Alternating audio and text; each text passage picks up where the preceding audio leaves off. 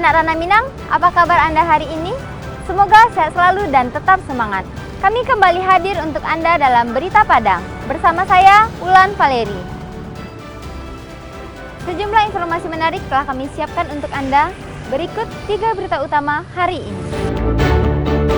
Hutan lindung Muaro Pokai, Nagari Pintu Padang, Pasaman masih terbakar.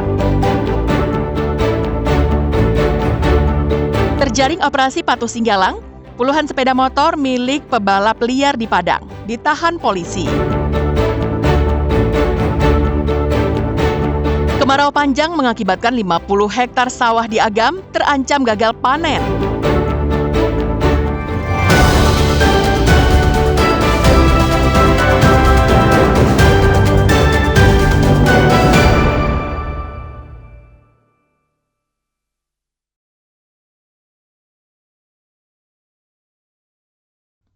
Hingga Minggu sore, kebakaran hutan dan lahan di kawasan hutan lindung, Muaro Pokai, dan Lubuak Gadang, Nagari Pintu Padang, Kecamatan Matpat Tunggul, Pasaman, masih terus terjadi. Api menyala pada 3 titik lokasi dan terus meluas.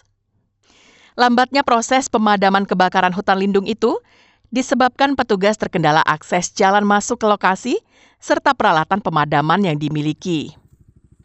Lokasi kebakaran tidak dapat dijangkau tim gabungan. Terlebih, sumber air juga jauh dari lokasi. Tidak hanya itu, akses jalan ke lokasi kebakaran butuh waktu 1 jam dengan mengendarai sepeda motor dan dilanjutkan dengan berjalan kaki sekitar 2 jam dengan jalan yang cukup terjal. Selama di lokasi, tim hanya bisa memantau titik api menggunakan pesawat nirawak. Namun untuk pemadaman sama sekali belum bisa dilakukan. Saat ini, tim gabungan membutuhkan peralatan yang memadai untuk memadamkan api, seperti helikopter yang membawa air untuk memadamkan kebakaran, atau operasi modifikasi cuaca dengan menurunkan hujan buatan. Kalau hasilnya untuk memadamkan secara langsung, biarpun secara memakai dengan tenaga alat mekanis, dan juga peralatan manual, tidak bisa sampai kita nggak bisa kita bawa peralatan tersebut ke lokasi karena jarak tempuh dengan akses jalan yang sangat susah. Kebakaran itu terjadi di lokasi yang berbatasan langsung dengan wilayah Provinsi Riau. Fauzan melaporkan dari Pasaman.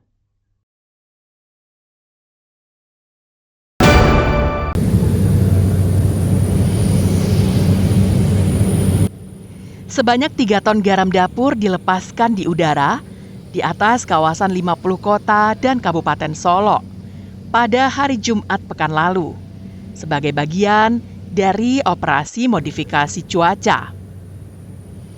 Tujuannya agar hujan turun dan memadamkan kebakaran hutan dan lahan yang sedang terjadi di kedua kawasan itu.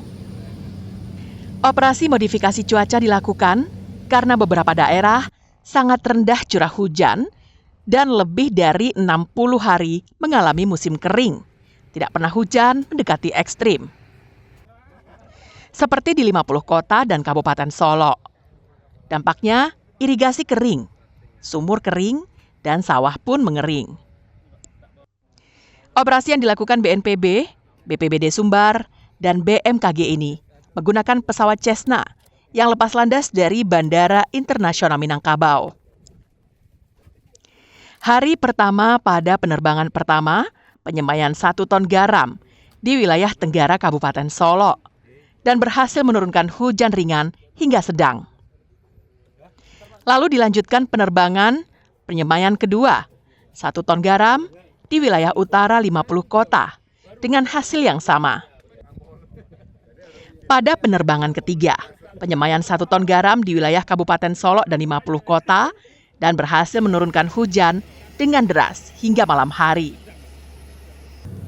Operasi modifikasi cuaca ini sangat tepat dilakukan karena di beberapa daerah telah muncul tanda-tanda bibit awan seperti di 50 kota, pesisir selatan, hingga Kabupaten Solo.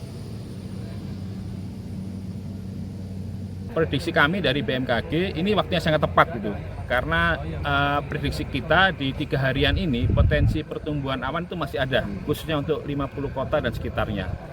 Dengan adanya bibit-bibit awan ini atau potensi uap air yang bisa menjadi hujan, nah ini menjadi kesempatan TMC untuk melakukan intervensi gitu kan, melakukan modifikasi. Diharapkan nanti bibit-bibit awan ini bisa menjadi awan hujan dan menjadi hujan. Akibat karhutla ini, 2 daerah di Sumatera Barat telah menetapkan masa tanggap darurat selama 2 pekan, yakni 50 kota dan Kabupaten Solok.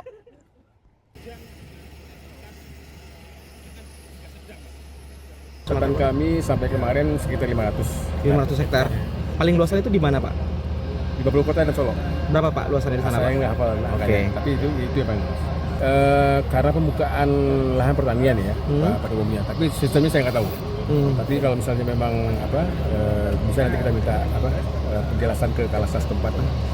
Selain 50 kota dan Kabupaten Solok, daerah lain yang juga terjadi karhutla, seperti di pesisir selatan, Padang, Payakumbuh, Padang Pariaman, Pasaman, dan Tanah Datar. Alfi melaporkan dari Padang.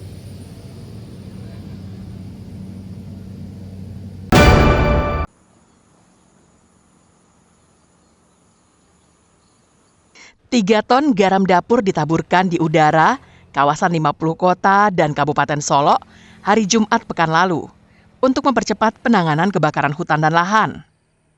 2 di antara wilayah terdampak karhutla di Sumatera Barat, 50 kota dan Tanah Datar, langsung merasakan manfaatnya. Di 50 kota, kebakaran hutan dan lahan menghanguskan dan merusak kawasan Lembah Harau. Tak hanya merupakan kawasan wisata, namun juga merupakan kawasan cagar alam dan suaka marga satwa. Pemerintah daerah Kabupaten 50 kota sampai menetapkan masa tanggap darurat dari tanggal 17 Juli hingga tanggal 31 Juli 2025. Usai operasi modifikasi cuaca, tebing-tebing yang sebelumnya terlihat dipenuhi api dan asap, Sabtu siang telah mulai padam. Tak hanya di 50 kota, di Tanah Datar hingga Sabtu malam, tidak ada lagi laporan kebakaran hutan dan lahan yang masuk ke Dinas Pemadam Kebakaran Tanah Datar. Alhamdulillah setelah modifikasi cuaca yang dilakukan oleh BNPB dan tim BPBD Sumbar, sampai Sabtu malam ini kami tidak mendapatkan laporan kebakaran hutan dan lahan dari masyarakat. Untuk Tanah Datar, kami telah menerima selama musim kemarau 200 titik api. Bisa dikatakan sudah padam. Meski kebakaran hutan dan lahan di Sumatera Barat sudah bisa diatasi, namun siapapun yang kedapatan dengan sengaja membuka lahan dengan cara membakar atau kedapatan membuang puntung rokok dengan sengaja di lahan akan diberi sanksi pidana. Ikhlasul Ihsan melaporkan dari Tanah Datar.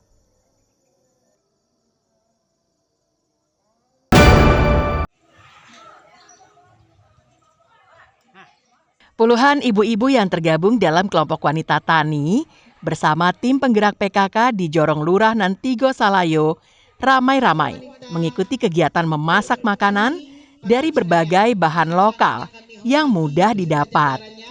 Kegiatan masak-memasak ini dilaksanakan di Balai Pertemuan Jorong Lurah Nantigo, Nagari Salayo. Mereka sangat antusias dan bersemangat mengikuti semua rangkaian dan tata cara memasak makanan yang terbuat dari berbagai olahan yang berasal dari bahan-bahan lokal yang mudah diperoleh di sekitar lingkungan tempat tinggal mereka. Salah satu masakan yang mereka buat kali ini adalah mie sawi hijau, yaitu sayuran sawi yang diolah menjadi masakan mie. Selain itu, mereka juga membuat masakan lainnya berupa mie ubi ungu dan bakso ikan lele. Menurut mereka, kegiatan dengan nama B2SA atau beragam, bergizi, seimbang dan aman difasilitasi oleh Dinas Perikanan dan Pangan Kabupaten Solok. Kegiatan ini sangat bermanfaat sekali, terutama untuk penambahan nilai gizi serta aman dikonsumsi oleh keluarga mereka. Harapan kami dari PKK Nagari setelah diadakan BIMTEK ini dapat diterapkan oleh masing-masing anggota KWT Pakan Senayan yang tujuannya itu dapat menambah income keluarganya masing-masing. Yang pertama dimsum, terus yang kedua kemarin nugget dan susu pepaya. Yang untuk hari ini kita membuat mie dari sawi, terus mungkin sekarang juga kita akan membuat bakso dari ikan lele. Kegiatan B2SA ini Pak adalah kegiatan yang difasilitasi oleh Dinas Perikanan dan Pangan Pak. Jadi diharapkan makanan yang dihasilkan ini adalah makanan yang sehat. Jadi setelah semua anggota PKK atau kelompok tani dan kader tahu bagaimana cara pengolahan pangan yang sehat, beragam, bergizi dan aman Pak. Jadi diharapkan nanti di rumah tangganya dia melaksanakan itu Pak.